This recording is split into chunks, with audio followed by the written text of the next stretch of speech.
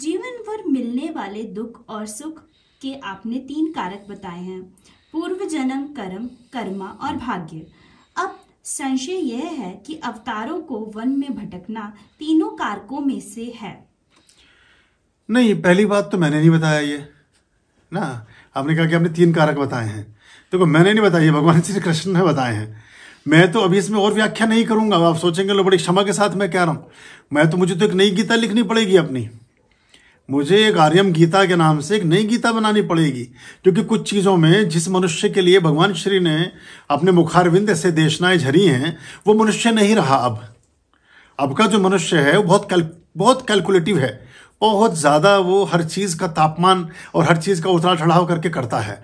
अब वहाँ तो बेचारे अर्जुन ने थोड़ी बहुत जरूर बुद्धि लगाई थी, बाकी चारों भाई तो पीछे पीछे लगे रहे। उन्होंने कहा कूद जाओ तो कूद गए, बोले वो फेंक दो तो फेंक दिया, गदा चलाओ तो चालू हो गए। उनको वो लेना देना था। इन्होंने कहा भैया बुद्धि लगाने के लिए गुरु जी को छोड़ दो, कृष्ण जी हैं आगे आगे, अपन तो लगे रहेंगे पीछे जयकारा करने में।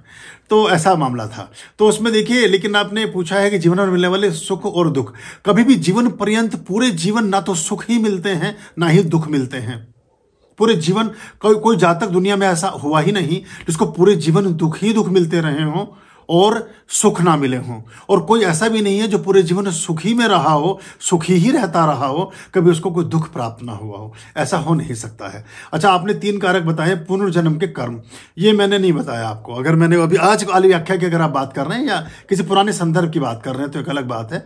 कर्म और भाग्य, ये हमारे एक सिक्के के 2 पहलू हैं जिनको आप बदल सकते हैं, अपने कर्म से भाग्य को परिवर्तित कर सकते हैं। अब संशय ये है कि अवतारों को वनों में भटकना, अब आपका क्या लेना देना अवतारों की मौज। आपको अवतार वनों में भटक रहे हैं, उनका आपसे कोई संबंध नहीं रवि, वो उनकी मौज है।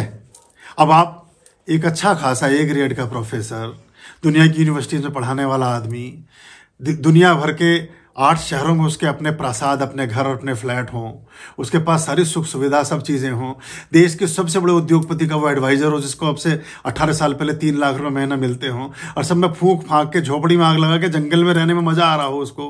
ना सड़क है, ना कुछ है, ना लेना ना देना, ना सब्जी, ना पानी, ना दूध, ना कुछ जानवरों के अलावा, मतलब बाकी सब चीज़ें प्राप्त हो रही हैं पर वो अपने आप ही परमात्मा की कृपा से प्राप्त हो रही हैं। अब तो ये भटकना तो ये मजे की बात है ना।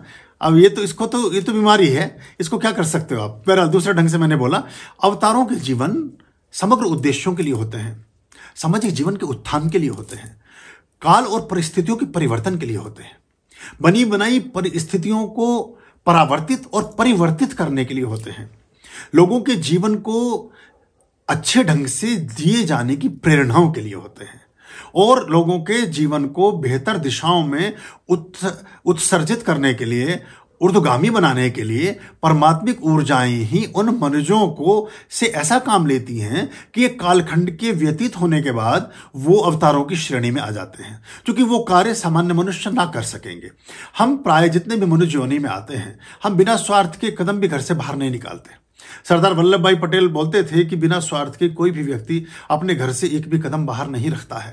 किसी न किसी प्रकार का अगर स्वार्थ ना हो व्यक्ति को तो वो कभी भी ये काम ना करेगा। तो जिनकी हम बात कर रहे हैं, तो इस सवाल में बहुत सारे कॉन्ट्रडिक्शन थे, लेकिन कोई बात नहीं, इसको फिर भी मैंने एक सूत्र में बांधने की कोशिश की है।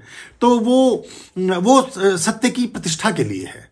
वो महाभारत में जो गलत हुआ उसको सही बताने के लिए, जो गलत चीज़ें स्थापित हो रही थी उसके पराभव के लिए, और जो गलत तरह के विचार और संस्कार समाज में अच्छे बन करके स्थापित हो रहे थे उनको बताने के लिए कि ये ठीक नहीं है। ऐसे इसको करना पड़ता है। आर्यं शरणं शुभमस्तु, संभव करणं अरमस्तु। आर्यं शरणं शुभमस्तु, संभव करणं अरमस्तु।